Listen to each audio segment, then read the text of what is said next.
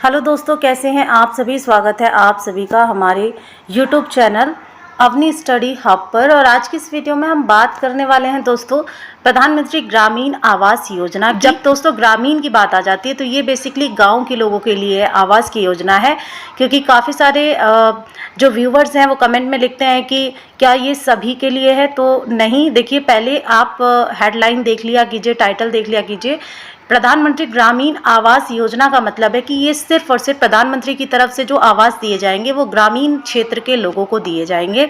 तो आइए इसके बारे में बात कर लेते हैं। आइए आपको बता देते हैं कि क्या है प्रधानमंत्री ग्रामीण आवास योजना, या फिर इसको प्रधानमंत्री आवास योजना ग्रामीण भी बोला जाता है। तो दोस्तों 1 अप्रैल 2016 को लॉन्च की गई प्रधानमंत्री आवास योजना ग्रामीण विकास मंत्रालय द्वारा केंद्र का प्रमुख मिशन है, जिसे आवास और शहरी मामलों के मंत्रालय द्वारा कार्यान्वित किया जाता है।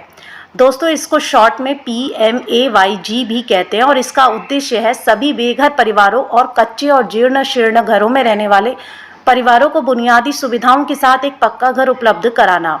PMAYG ग्रामीण आवास की कमी को दूर करता है और भारत के ग्रामीण क्षेत्रों में आवास की कमी को पूरा कर देता है, जो सभी के लिए आवास के मिशन में महत्वपूर्ण योगदान देता है। PMAYG के तहत घरों का न्यूनतम आकार 25 वर्ग मीटर होता है, जिसमें स्वच्छ खाना पकाने के लिए एक समर्पित क्षेत्र शामिल भी होता है। 27 सितंबर 2022 तक 2.72 करोड़ के कुल लक्ष्य में से 2 करोड़ घरों का निर्माण किया जा चुका है। लाभार्थियों की पहचान सामाजिक, आर्थिक और जाति जनगणना यानी कि SECC मापदंडों का उपयोग करके की जाती है और ग्राम सभाओं द्वारा सत्यापित की जाती है। यह राशि सीधे लाभार्थी के आधार से जुड़े बैंक खाते या डाकघर खाते में हस्तांतरित कर दी जाती है।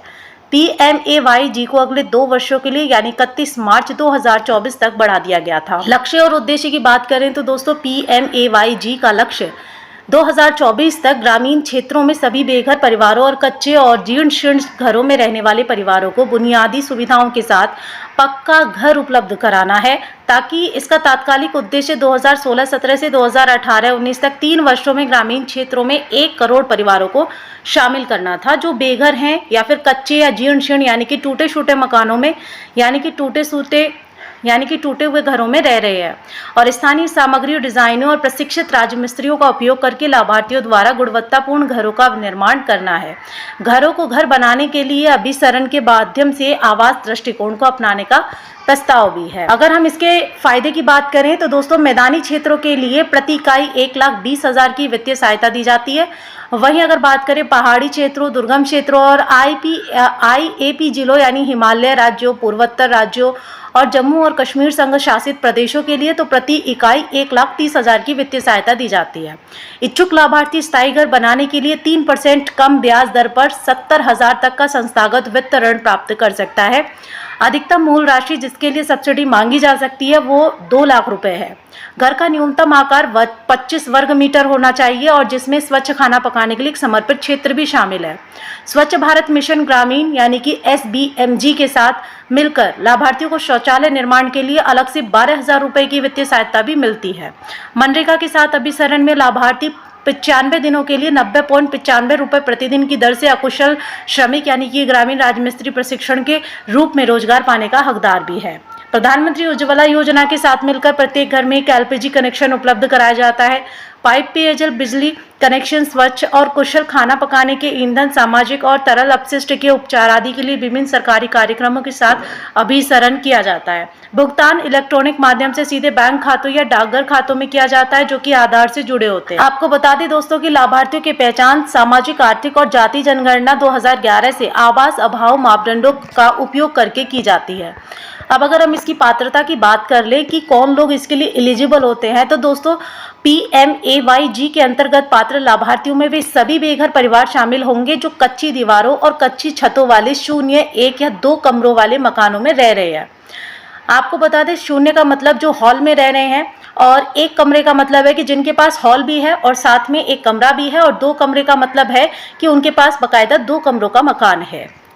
अगला बात करते हैं स्वचालित अनिवार्य समावेशन के लिए मानदंड क्या है। तो आश्रय विहीन परिवार होना चाहिए, यानी उसमें कोई भी कमाने वाला व्यक्ति नहीं होना चाहिए। निराश्रित या भिक्षा पर जीने वाला होना चाहिए, यानी कि भीख मांग के अपना रोजगार या फिर कह सकते हैं कि अपना पालन पोषण करता है। मैनुअल इसके वेजर होना चाहिए, आदिम जनजातीय समूह का भी होना चाहिए और कानूनी रूप से रिहा बंधुआ मजदूर होना चाहिए।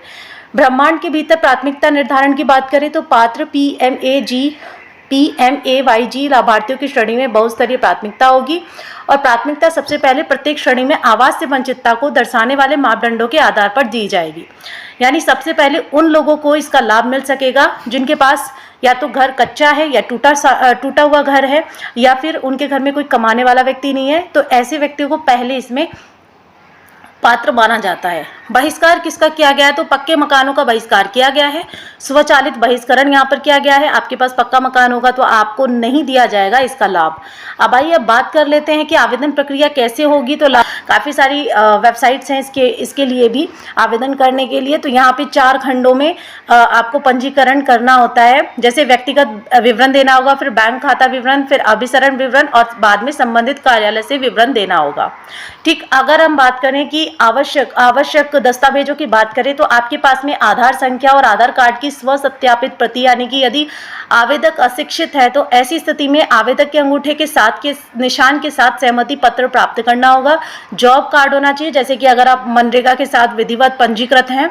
उसके बाद बैंक खाते का विवरण आपका मूल और डुप्लीकेट दोनों होना चाहिए। स्वच्छ भारत मिशन MBM की SBM संख्या होनी चाहिए और हलफनामा जिसमें यह कहा गया हो कि लाभार्थी या उसके परिवार के सदस्यों के पास पक्का मकान नहीं। तो दोस्तों आई होप कि आप समझ गए होंगे। अगर आप गांव से बिलोंग करते हैं, आपके पास कच्चा मकान है या टूटा हुआ मकान है, तो आप यहाँ पर 2 लाख रुपए तक की सहायता गवर्नमेंट से ले सकते हैं। लेकिन इसके लिए आपको 70,000 रुपए के ऊपर 3% का ब्याज भी देना होगा। तो अगर आप ऐसा एलिजिबल हैं इस चीज़ के लिए तो मुझे लगता है कि आपको लेना चाहिए। बाकी इस पर आपकी क्या राय है कमेंट में ज़रूर बताएं और इस वीडियो को ज़्यादा से ज़्यादा दोस्तों में शेयर करें। अगर चैनल पे नए हैं तो ऐसी वीडियोस के लिए जानने के लिए, ऐसी योजनाओं को जानने के लिए आप हमारे चैनल को सब्सक्राइब कर सकते हैं और हमारे साथ जुड़ सकते हैं।